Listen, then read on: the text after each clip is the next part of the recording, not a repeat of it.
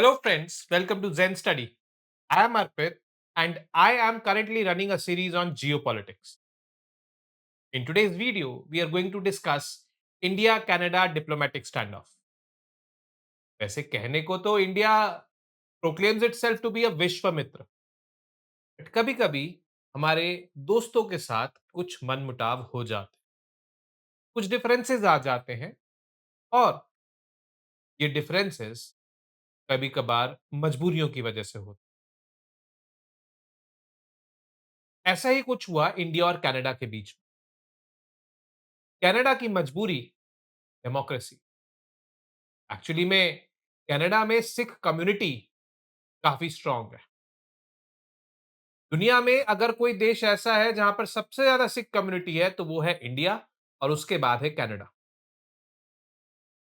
और इनमें से कई सारे लोग जो सिख कम्युनिटी को बिलोंग करते हैं वहां के वोटर्स हैं।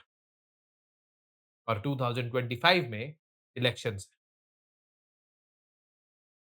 हैं। इस कम्युनिटी को अट्रैक्ट करने के लिए वहां की जो गवर्नमेंट थी जस्टिन ट्रूडो के अंडर, उनका इंडिया की गवर्नमेंट के साथ विवाद हुआ।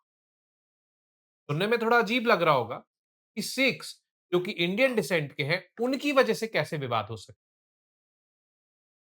एक्चुअली जो सिख्स है वहां पर उनमें से कुछ प्रो खालिस्तानी है।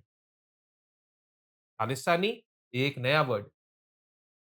खालिस्तानी मूवमेंट इंडिया में 1970s और 80s में चला, जिसके दौरान यहां पर बहुत सारे वायलेंस हुए। पंजाब में टेररिज्म मानो दिन दहाड़े हत्या। पंजाब का टेररिज्म कई एक्सपर्ट्स के अनुसार जम्मू एंड कश्मीर में जो टेररिज्म है उससे डेडली था। लेकिन फिर ऑपरेशन ब्लू स्टार होता है 1984 में, जिसके तहत खालिस्तानी मूवमेंट का लीडर जर्नैल सिंह भिंडरावाला मारे जाते हैं। कई सारे ऐसे खालिस्तानी सिंपथाइजर्स इंडिया से दूसरे देशों में जाकर सेटल हो जाते हैं। कहने को वो अंडरग्राउंड हो गए। वो लोग वहीं रहते हैं, धीरे धीरे उनको वहां की सिटीजनशिप भी मिल जाती है। ऐसे देशों में ऑस्ट्रेलिया आता है, यूके आता है, कनाडा आता है। और जब उनको वहां की सिटीजनशिप मिल जाती है तो वो वहां के वोटर बन जाते हैं। वो वहां के ऐसे वोटर बनते हैं जिनका अपने होमलैंड में बेसिकली एक डिस्प्यूट है, जिनका अपने होमलैंड से कोई बहुत अच्छा रिलेशन नहीं है, क्योंकि वो अपने होमलैंड से भागे हैं। रीजन ये था कि वो खालिस्तान स्थापित करना चाहते थे, एक अलग देश। अपने देश का एक टुकड़ा यानी कि पंजाब को तोड़ के एक अलग देश स्थापित करना, जो कि नहीं हो पाया। और अब ये वहां के वोटर हैं, और वहां की जो सरकार है इन वोटर्स के इंटरेस्ट को मद्देनजर रखते हुए इंडिया के साथ मिस इंटरैक्ट कर रही है, मिसबिहेव कर रही है, जिसकी वजह से ये डिप्लोमेटिक स्टैंड ऑफ हुआ। कनाडा एक डेवलप्ड कंट्री नॉर्थ अमेरिका में है, यूएसए का अलाई माना जाता है। हालांकि अब डोनाल्ड ट्रंप के आने के बाद थोड़े से डिफरेंसेस यहां पर भी हैं,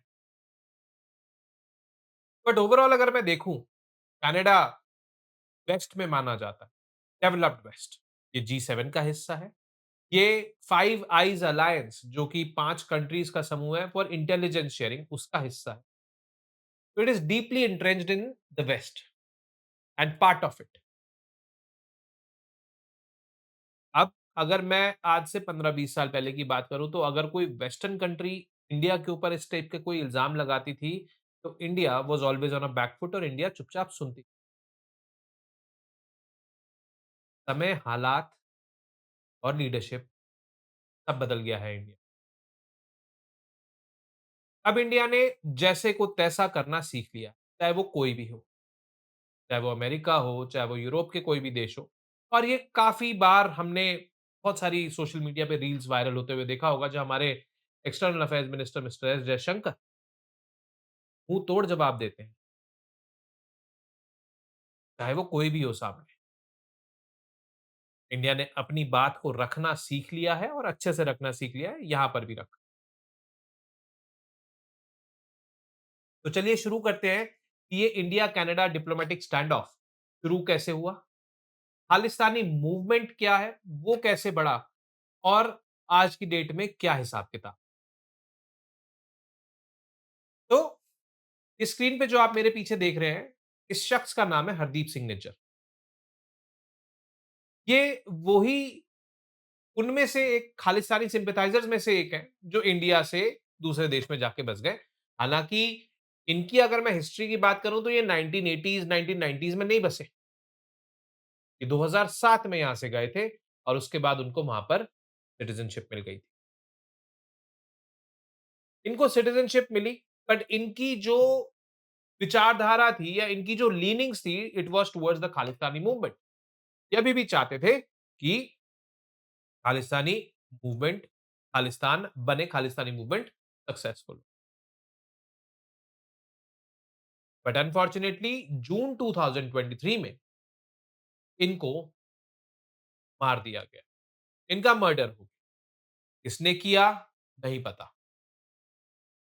बट कैनेडियन अथॉरिटीज का यह मानना है कि इंडियन एजेंट्स इसमें इन्वॉल्व थे। क्यों? क्योंकि हमने यानी कि गवर्नमेंट ऑफ इंडिया ने हरदीप सिंह निज्जर को एज अ टेररिस्ट डिक्लेयर कर रखा है under unlawful activities prevention act, due to his you know associations with the separatist forces, the separatist Khalistani force. तो इंडियन एजेंट्स ने ही मारा होगा, ऐसा मानना था। हालांकि हमने इस चीज पे भरपूर प्रोटेस्ट किया। ये उस दौरान की बात है जब जस्टिन ट्रूडो यहाँ पर G20 समिट के लिए आए थे। ये काफी वायरल हुआ था कि प्रधानमंत्री जी ने उनके साथ बातचीत करी है और कुछ यू नो टफ टॉक भी हुई है दोनों के बीच में। ये जब हुआ तो इंडिया ने इसका रिस्पॉन्स ये देते हुए कहा कि आप प्रूव कीजिए कि हमारे एजेंट्स रिस्पॉन्सिबल थे। आप ऐसे ही हवा में एलिगेशंस नहीं लगा सकते, आपको प्रूव करना पड़े। हालांकि एजेंट्स जो होते हैं, इनका काम इतना सोफिस्टिकेटेड होता है कि नहीं पता लगता। आप प्रूव करना मुश्किल हो जाता है। चाहे वो कोई भी एजेंसी हो, कनाडा की भी स्पाई एजेंसी होंगी, उनके भी एजेंट्स की ऐसी ट्रेनिंग होती है। दुनिया भर में जितनी भी एजेंसीज हैं, उनकी ट्रेनिंग ऐसे होती है। का मतलब ये नहीं है कि इंडियन एजेंट्स ने किया है, ये बिल्कुल नहीं मानना। ये हमारी सरकार नहीं मान रही। अब कनाडा को बोला हमने कि आप इन्वेस्टिगेशन करो, we will cooperate with you in the investigation. 2023 में ही ये इन्वेस्टिगेशन शुरू होती है और 2024 में ये इन्वेस्टिगेशन खत्म होती है।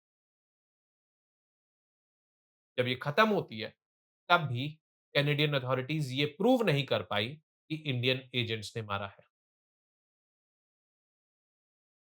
हाँ, कैनेडियन एजेंसीज ने ये जरूर बोला, इन्वेस्टिगेशन एजेंसीज ने ये जरूर बोला कि आप लोगों ने हरदीप सिंह निज्जर पे सर्वेलेंस बढ़ा दी थी पिछले 1 साल में, उनको मारने से पहले, यानी कि 2022 से लेके 23 तक, जून 2023 में वो मारे गए, तब तक आपने सर्वेलेंस बढ़ा दी। ये क्यों ना बढ़ाएं सर्वेलेंस? वो एक डेजिग्नेटेड टेररिस्ट है हमारे देश में, अंडर यूएपीए। सर्वेलेंस तो हम बढ़ाएंगे। सर्वेलेंस बढ़ाने का मतलब ये नहीं है कि हमने उसको मारा है। सर्वेलेंस बढ़ाना अलग चीज है और मारना अलग चीज है। आपको ये प्रूव करना है कि हमने मारा है। वो प्रूव नहीं कर पाए। कई सारे गवर्नमेंट ऑफिशियल्स ने वहां पर लूज स्टेटमेंट्स दे दिए थे कि prime minister Modi and home minister Amit Shah is involve in the killing of Hardeep Singh Nijjar. But Justin Trudeau ने, being a responsible leader, he refuted those claims and he said कि भाई नहीं, ये गलत है, we are not able to prove, so we are not able to. आज की date में Justin Trudeau has stepped down from the prime minister. He will be contesting elections in this year, and this particular issue will be a prominent issue among the Indian Sikhs and Indian origin Sikhs, I would say. Indian Sikhs तो फिर वो Indian citizens हो गए. Indian origin Sikhs over there. This will be a very prominent issue. That how the Canadian government or which political party in Canada willing to support their cause, which is an unlawful cause for India. Which is kind of a terrorist activity for India. असल में terrorism से related एक बहुत बड़ा challenge है, वो ये है कि टेररिज्म की कोई ऐसी डेफिनिशन नहीं है व्हिच इज़ यूनिवर्सली एक्सेप्टेड। कहने का मतलब ये है कि there is no universal consensus on a particular definition of terrorism. That is concerning. Canada की गवर्नमेंट उनको कनाडा के सिटीजन्स मानती है, हम उनको टेररिस्ट मानते हैं। क्योंकि भाई वो एक एरिया हमारे से अलग करना चाहते हैं और अपना अलग देश स्थापित करना चाहते हैं। अलग देश मतलब खालिस्तान। खालिस्तान की कोई एज़ सच उनकी बाउंड्री डिमार्केटेड नहीं है।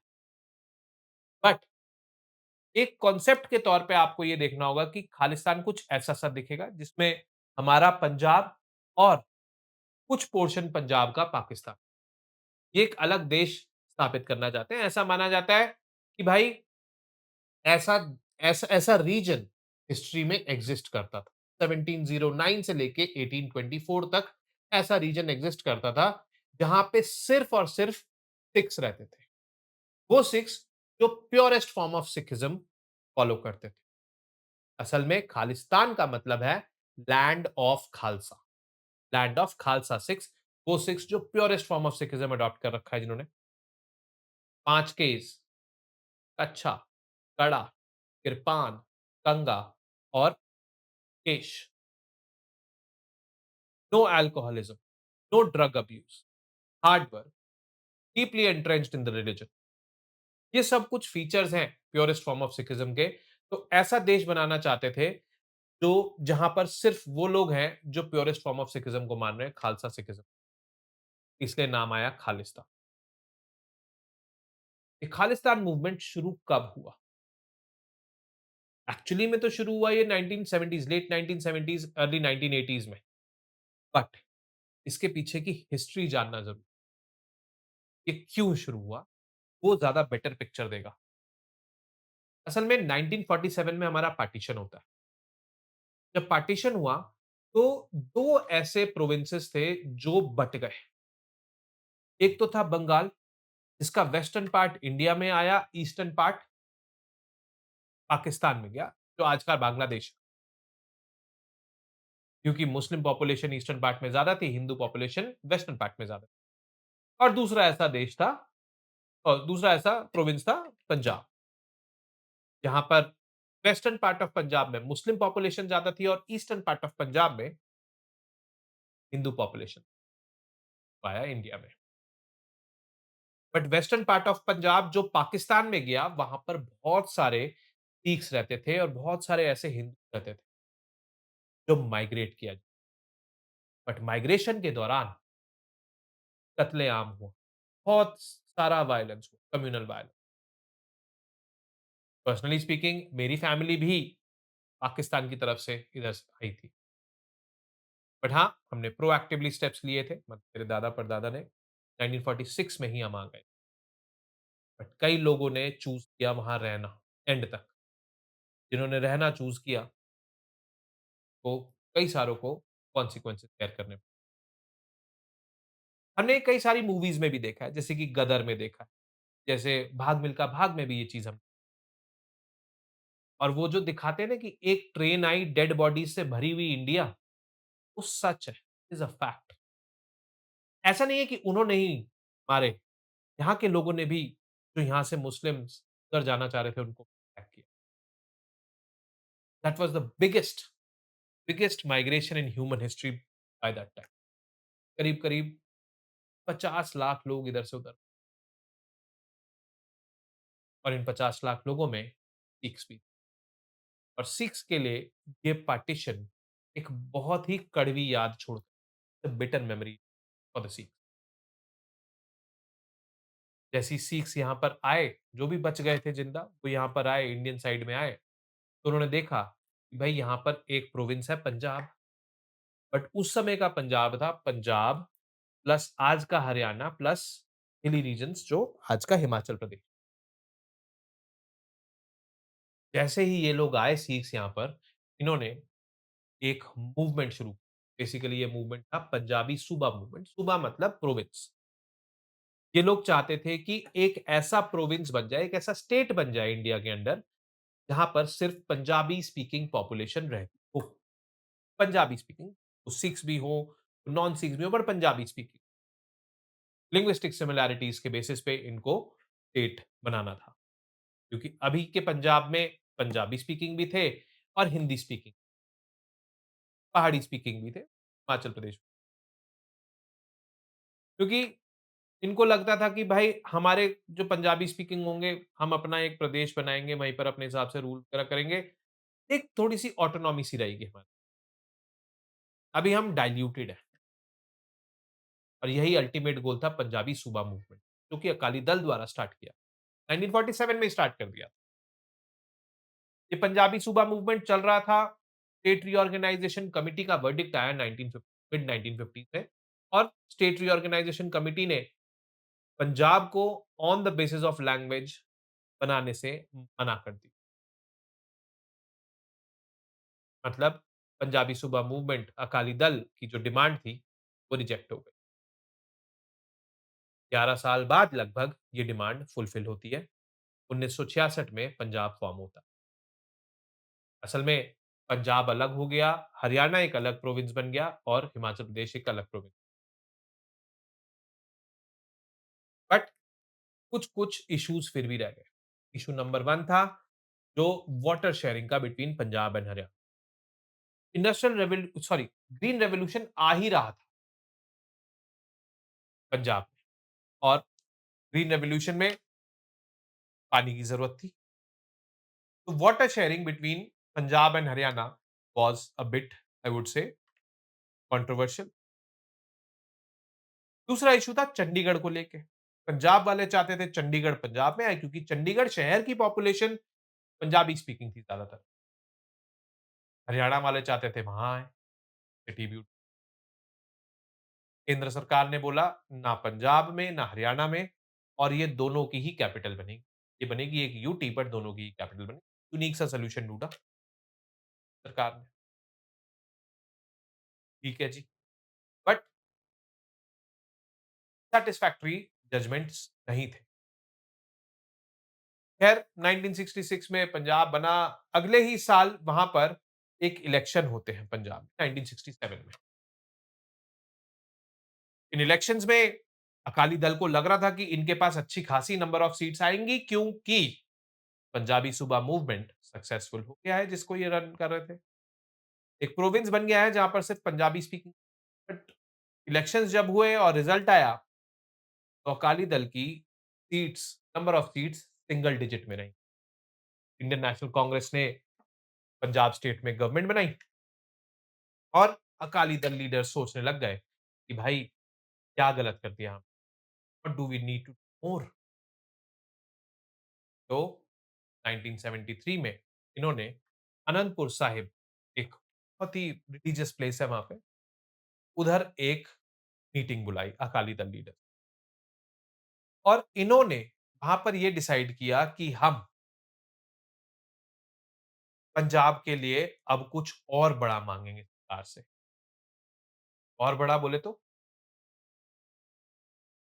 स्टेट तो हम बन गए, बट एक ऐसा स्टेट जिसका अपना कॉन्स्टिट्यूशन हो, अपना फ्लैग हो, सेंटर के लॉज ज्यादा एप्लीकेबल ना हो, ठीक उसी लाइंस पे जिस लाइंस पे जम्मू एंड कश्मीर। आर्टिकल 370 ये सब ऑटोनॉमी देता था जम्मू एंड कश्मीर। तो on the very same lines Punjab wanted to demand this autonomy, this degree or this level of autonomy through the Anandpur Sahib resolution। और इस आनंदपुर साहिब रेजोल्यूशन में जो हरियाणा के साथ वाटर शेयरिंग को लेकर डिस्प्यूट था, उसकी भी चर्चा थी कि किस तरीके से हमें ये रिजॉल्व करना है और चंडीगढ़ शहर को लेकर भी चर्चा हुई थी। बट मेजर जो हाईलाइट थी इस आनंदपुर साहिब रेजोल्यूशन की, वो थी greater autonomy for the state of Punjab. अब इस आनंदपुर साहिब रेजोल्यूशन को जब रिलीज किया गया इन द पब्लिक डोमेन, तो एक रिलीजियस स्कॉलर जो कि आप यहाँ स्क्रीन पे देख रहे हैं, इनका नाम था जरनैल सिंह बरार। ये बेसिकली जो गुरुद्वाराज़ है ना पंजाब में और all over India, ancient times में या मेडिवल टाइम्स में, एंशिएंट टाइम्स में तो थे ही नहीं, बट मेडिवल टाइम्स में these gurdwaras acted like administrative centres also. Justice delivery भी होती थी यहाँ पे। तो तख्त होते थे यहाँ पे, और सबसे हाईएस्ट तख्त है गोल्डन टेम्पल में, जिसको कहते हैं हम अकाल तख्त। और ऐसे रीजनल गुरुद्वारास में रीजनल तख्त हैं। एक गुरुद्वारा था भिंडरा गांव में। उस गुरुद्वारे का जो तख्त था उसका नाम है डमडमी टकसाल। तो जरनैल सिंह भिंडरा वाले, जो कि एक रिलीजियस स्कॉलर थे, यंग थे, डमडमी टकसाल के हेड थे। ये बहुत ही ज्यादा इंस्पायर हुए अनंतपुर साहिब रेजोल्यूशन से और अकाली दल लीडर्स के पास गए। अकाली दल लीडर्स के पास जाकर इन्होंने बोला कि भाई, आप थोड़ा तो, आप थोड़ा छोटा सोच रहे हो, थोड़ा बड़ा सोचो। बड़ा क्या सोचे जी? आप ग्रेटर ऑटोनॉमी की बात कर रहे हो, आप अलग देश की बात क्यों नहीं कर रहे हो? ऐसा इनका कहना था। हम एक अलग देश बनाएंगे जहां पर खालसा सिख्स ही रहेंगे, खालसा सिखिज्म फॉलो होगा, प्योरेस्ट फॉर्म ऑफ सिखिज्म। और जो भी इसको फॉलो नहीं करेगा वो इस देश में नहीं रहेगा। सिंपल सी बात है। चाहे वो हिंदूज हो, चाहे वो मुस्लिम्स हो, चाहे वो मॉडर्नाइज्ड सिख्स ही क्यों ना हो। अगर आपको यहाँ रहना है तो खालसा सिखिज्म फॉलो करना पड़ेगा। धीरे धीरे टाइम बीतता गया और 1982 में अकाली दल के साथ जरनैल सिंह भिंडरावाले इनको बोलते थे। भिंडरावाले इनका टाइटल इसलिए था क्योंकि टकसाल के लिए ये हेड थे, जिस गुरुद्वारे के ये हेड थे, वो था भिंडरा विलेज में। और उस टकसाल के मेंबर को या उस गुरुद्वारे के मेंबर्स को बोला जाता था भिंडरावाले। तो इनका नाम जरनैल सिंह भिंडरावाले, बट एक्चुअल नाम जरनैल सिंह बराड़ था।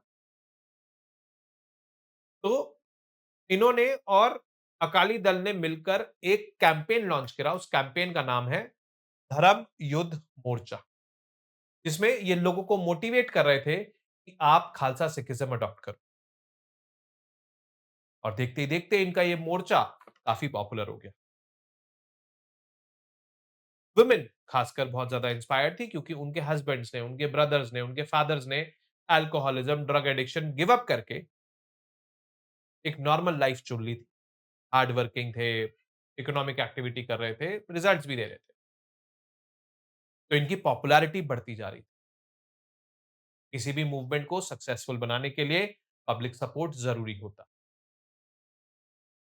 और ऐसा करके ये पब्लिक सपोर्ट गैदर कर। बट कई सारी ऐसी मिलिटेंट ऑर्गेनाइजेशंस भी बन चुकी थी जो खालिस्तान के कॉज को बढ़ावा दे रही थी, और वो ही कॉज कर रही थी वहां पर वायलेंस। ऐसा माना जाता है 1980s में पंजाब में जब ये खालिस्तान मूवमेंट अपने चरम पर था, पाकिस्तान की आईएसआई, इंटर सर्विस इंटेलिजेंस का भी इनको सपोर्ट था। क्यों? क्योंकि वो किसी भी हाल में इंडिया को डिस्टेबलाइज करना चाहते थे।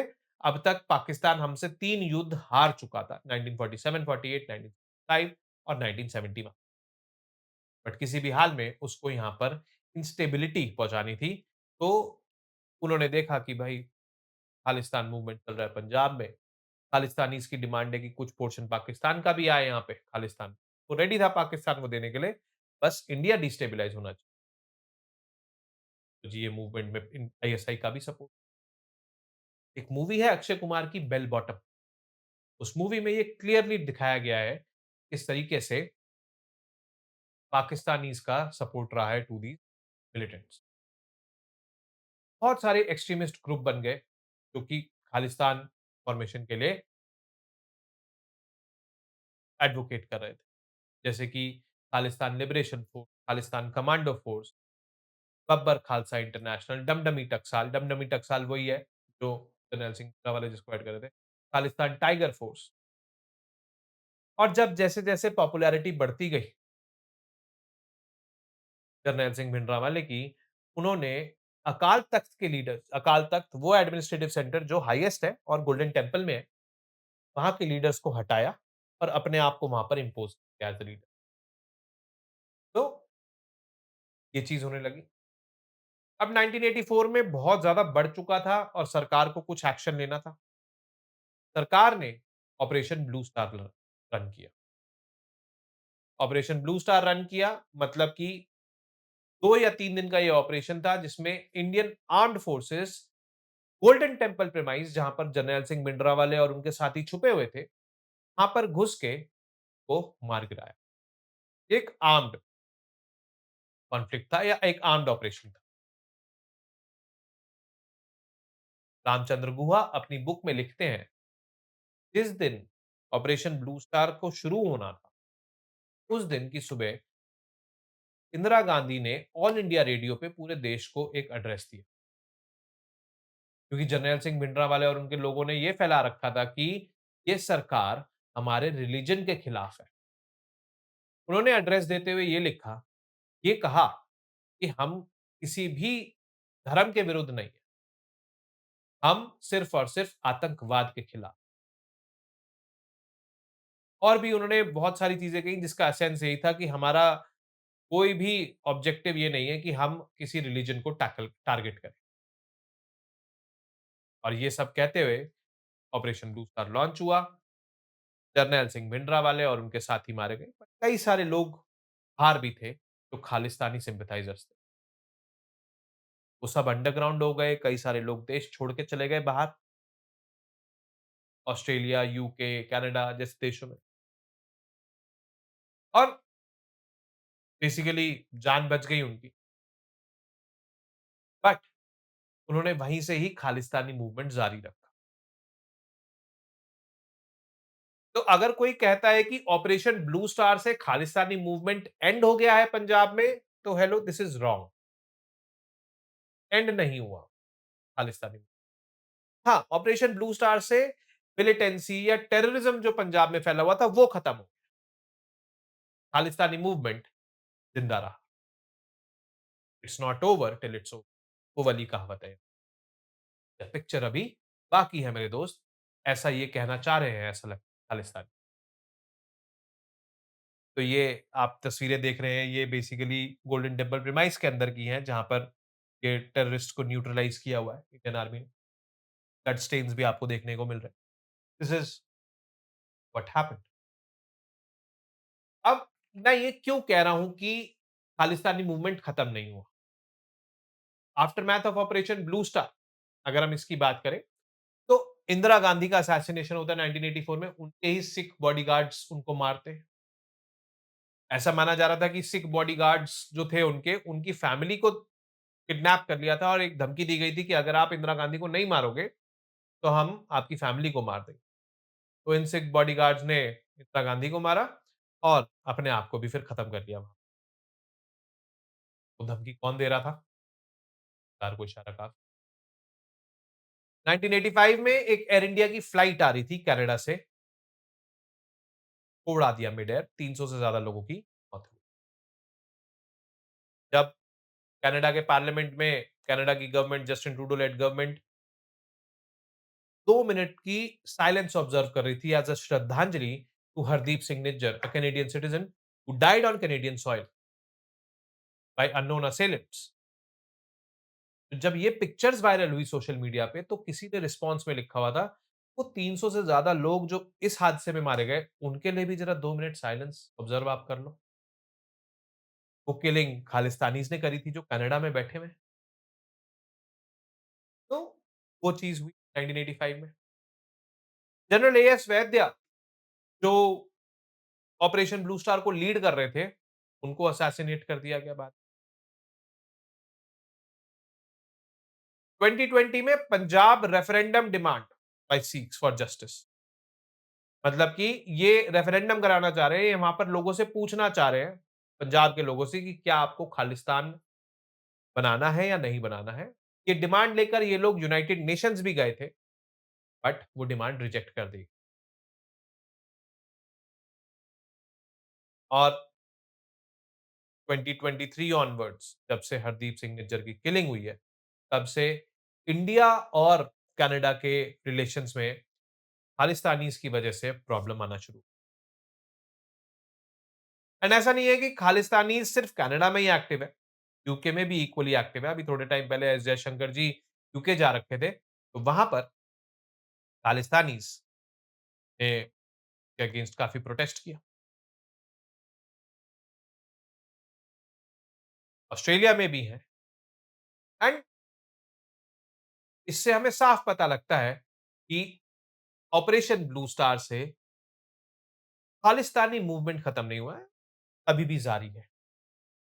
एंड ये Khalistani movement can become a big challenge for India if it is not tackled adequately. No doubt, it will strain our relations with many countries where the presence of Khalistanis is, because they are potential voters over there. And, you know, in a democratic setup, nobody wants to lose. But yes, national security of our country is way above for us than democracy in other countries. We will do whatever it takes to save our country. Although an alternative way is to sit down with these people, talk to them, and make them understand that this cannot be possible. This cannot be possible because in India, no territory has been seceded in the independent history,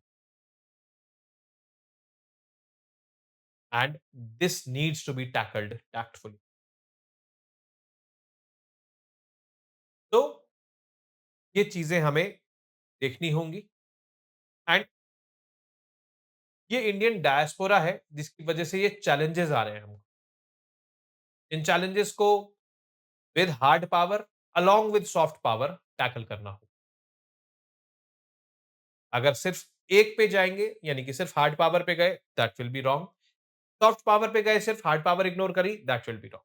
we'll have to adopt a multi-pronged strategy, and a peaceful resolution is what is being demanded. इसी के साथ मैं आज की video and करता हूं। खालिस्तानीज के लिए पिक्चर अभी भी बाकी होगी, बट बची हुई पिक्चर सबके लिए अच्छी होगी। और अब मैं आपको और टॉपिक्स के साथ भी मिलूंगा विद रिस्पेक्ट टू जियोपॉलिटिक्स। तो मैं भी यहां पर कह सकता हूं पिक्चर अभी बाकी है मेरे दोस्तों। मिलते रहेंगे और चर्चा करते रहेंगे। नमस्ते। जय हिंद।